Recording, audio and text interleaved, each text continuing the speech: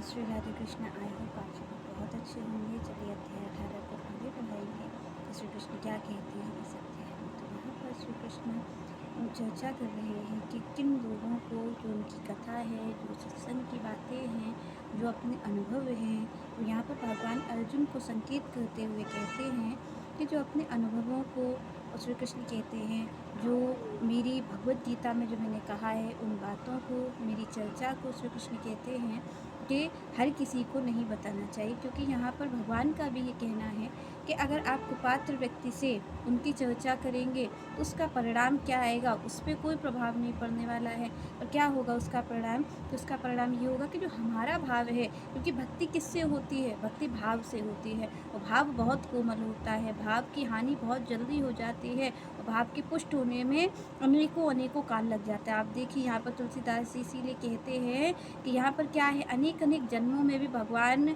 के प्रति प्रेम हमारा जागृत होगा, इसकी कोई गारंटी नहीं। क्योंकि कोई भी देखिए आप अनेक अनेक जन्मों में भी कोई भगवान का नाम नहीं ले पाता है। तो वही कहते हैं तुलसीदास जी कि बार बार मुनि यतन कराही, अंत राम कह आवत नाही। क्या है इसके मूल में? इसके मूल में भाव नहीं है। क्योंकि हमें किसकी स्मृति होती रहती है बार बार? जिसके प्रति हमारा भाव होता है, जिसका प्रति हमारा प्रेम भाव होता है, उसकी स्मृति हमें बार बार होती रहती है। भगवान की स्मृति में क्यों नहीं होती? क्योंकि उनसे भाव जुड़ा नहीं है। तो ये जो सत्संग है, जो भगवान की कथा है, जो छोटे छोटे उनके प्रति जब हम भक्ति करते हैं, ये जो अनुभव हैं, तो इनको हमें छुपा कर और दुरा करके रखना चाहिए। क्योंकि ये मूल हैं। अगर आप देखिए जो मूल होती है, जो जड़ होती है, अगर हम उसको खुला रखेंगे तो वो क्या होगा? पेड़ सूख जाएगा। इसी तरीके ये जो आपके छोटे छोटे भाव हैं, जो छोटे छोटे अनुभव हैं, भगवान की जो कथा है, क्योंकि यहाँ पर भगवान ने भी कहा कि प्रथम भगति संतन कर संगा, दूसरी रतिमम कथा प्रसंगा। तो यहाँ पर भगवान ने कहा मेरे संतों का संग करो, मेरी कथाओं को सुनो। पर यहाँ पर सुनने के बाद का जो परिवर्तन है, तो यहाँ पर भगवान ने भी भगवत गीता में कहा कि मेरी बात को, अर्जुन से यहाँ पर भगवान कहते हैं कि मेरी बात को सुनो, और सुनने के बाद श्री कृष्ण कहते हैं चिंतन करो, उसके बाद निर्णय करो। तो आप और हम क्या करते हैं? आप और हम चिंतन नहीं करते, आप और हम सुनते हैं कथा सत्संग को, आप और हम सुनते हैं और हम जाकर के किसी और को बता देते। यही हमारा काम है कि हमने सुना और जाकर के 4 लोगों को और सुना दिया, और हमें लगता है इससे हमारा भाव पुष्ट हो जाएगा। तो इससे क्या होता है? इससे हानि होती है आपके भाव की।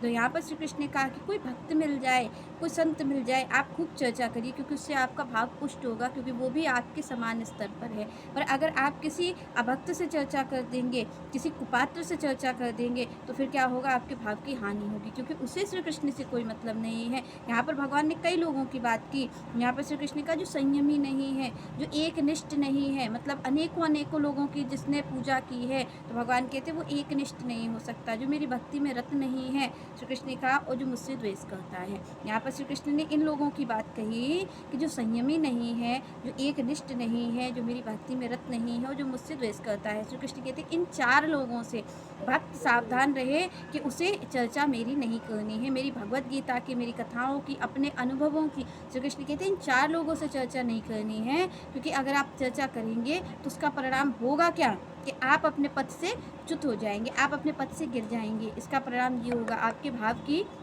हानि हो जाएगी। और ये बात कौन कह रहा है? ये बात भगवान श्री कृष्ण स्वयं कह रहे हैं कि अगर आप ऐसा करते हो तो आपके भाव की हानि हो जाएगी। तो यहाँ पर इसीलिए श्री कृष्ण ने कहा कि भाई अपने जो भाव हैं, जो आपने कथा सत्संग में सुना है, उसको आप चिंतन करिए। आप कह के सबको सुना रहे हैं 4 लोगों से, तो ये जो आपके अंदर भाव गया है, आपको इतनी देर आपने 3 घंटे का सत्संग सुना, उसमें मान लीजिए कि 3 मिनट की बात भी अगर आपने चिंतन कर ली, तो वो आपका भाव पुष्ट हो जाएगा, वो आपके भाव को पुष्ट कर देगी। तो यहाँ पर श्री कृष्ण ने इसीलिए कहा कि आप अगर कह देते हैं, आप अपने भाव को प्रकट कर देते हैं, तो उससे क्या होगा? आपके भाव की हानि हो जाएगी, आपके भाव का जो क्षण वो होने लगेगा, उसका भाव घटने लग जाएगा। तो श्री कृष्ण ने कहा ये जो आपका भाव है, इसे छिपा करके रखिए, जिससे कि ये पुष्ट हो जाए, पुष्ट होता जाएगा, तभी आपके जीवन में परिवर्तन आएगा। जब आपने कोई कथा सत्संग सुना, उसका चिंतन किया, आप देखिए कि आज अनेकों अनेकों लोग कथा सुनते हैं, सत्संग सुनते हैं, पर जीवन में परिवर्तन तो कुछ ही लोगों के दिखाई पड़ता है, सबके जीवन में नहीं। आप देखिए लाखों लोग दर्शन करते हैं भगवान का, लाखों लोग कथा सुनते हैं, पर लाखों लोग भक्त तो नहीं होते। भक्त तो कुछ ही होते हैं, आपको भक्त तो लाखों लोगों में शायद कुछ 2-4 ही भक्त मिलेंगे। क्यों? क्योंकि आप और हम कथा सुनते हैं और सुनने के बाद 4 लोगों को और सुना देते हैं। तो बस यही भगवान ने कहा कि कथा सुनो, मेरी बात को सुनो।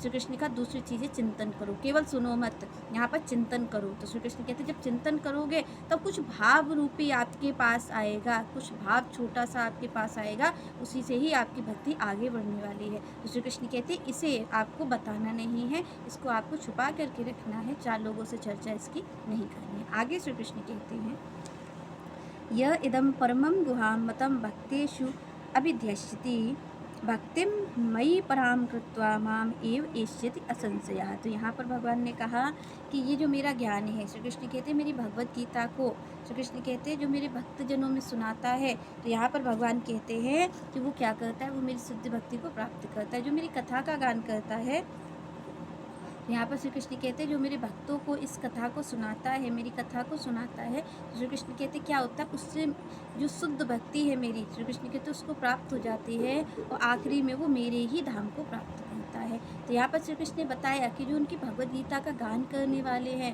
श्री कृष्ण कहते हैं कि वो गान करते करते ही श्री कृष्ण की शुद्ध भक्ति को प्राप्त कर लेते हैं। और यहाँ गान भी किसको करना है, जिसको श्री कृष्ण संकेत कर रहे हैं, जिसने कुछ भाव रूपी पुष्टि कर ली है, जो भक्ति मार्ग पे आगे बढ़ गया है, उसको भगवान कह रहे हैं। आप और हम अगर कहना शुरू करेंगे तो क्या होगा, उसका परिणाम कि हमारा भाव क्षीण हो जाएगा। तो जब भाव में पुष्टि आ जाती है, जब आप समझ लेते हो चीज़ों को, जब आप समझ लेते हो कि हमें किस तरीके का व्यवहार करना है, हमें संसार में किस तरीके के रहना है, या फिर मैं आपसे कहूँ कि जब आपके सारे संशय मिट जाते हैं, जब आपके सारे प्रश्न खत्म हो जाते हैं, उसके बाद आप भगवान की चर्चा करने के पात्र होते हो। जब तक आपके मन में द्वंद्व है, जब तक आपके मन में अनेकों प्रश्न उठते हैं, तब तक आप कभी भी भगवान की वार्ता किसी से नहीं कर सकते। क्यों नहीं कर सकते? क्योंकि जो स्वयं दलदल में धंसा हुआ है वो व्यक्ति कैसे किसी को निकाल सकता है? क्योंकि दलदल से जो बाहर है वही निकालेगा, और जो इस भवसागर में स्वयं डूब रहा है वो किसी को कैसे बचाएगा? तो ऐसी ही स्थिति आपकी हमारी होती है। हमारे अंदर अनेकों प्रश्न खुद उठ रहे होते हैं,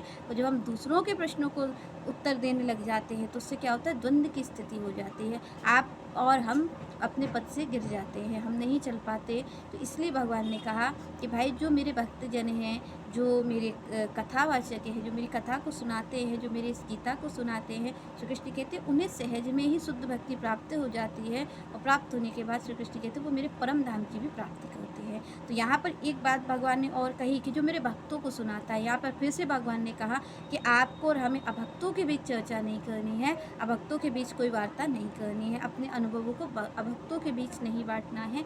जो उनके भक्त नहीं है, जो स्वदेश करने वाले हैं, उनसे नहीं बांटना है। क्योंकि आप देखिए कि आजकल क्या है, आजकल छोटे छोटे अनुभव अगर किसी को हो जाते हैं तो वो अपने अनुभवों को बांटने लग जाता है, वो सिद्धांतों पे दूसरों के प्रश्नों के उत्तर देने लग जाता है, जबकि उसके प्रश्न अभी स्वयं ही खत्म नहीं हुए हैं। अभी अपने ही उसने मन के प्रश्नों का उत्तर नहीं दे पाया है, अपने मन में ही अनेकों प्रश्न उठते रहते हैं, वो दूसरों के प्रश्न का जवाब देता है। जैसे कि आप मान लीजिए कि किसी ने डॉक्टर की पढ़ाई पढ़ी नहीं है, वो दूसरों का इलाज करने लग जाए, तो उसका परिणाम क्या होगा कि जो मरीज है उसकी मृत्यु हो जाएगी। ऐसा ही होता है, क्योंकि जब आप और हम नहीं जानते भगवान को, जब अनेकों द्वंद्व हमारे ही मन में उठ रहे होते हैं, अनेकों प्रश्न हमारे ही मन में उठ रहे होते हैं, तो जब हम दूसरों का समाधान करने निकलते हैं तो क्या होता है कि वो जो भक्ति पे चल रहे होते हैं वो भी गिर जाते हैं अपने पद से, और आप और हम तो गिरते ही गिरते हैं, क्योंकि हमने तो कोई अनुभव किया नहीं। तो इसलिए श्री कृष्ण ने कहा कि जब तक भाव की पुष्टि ना हो जाए तब तक आप कोई वार्ता मत करिए। और श्री कृष्ण कहते जब भाव की पुष्टि हो जाती है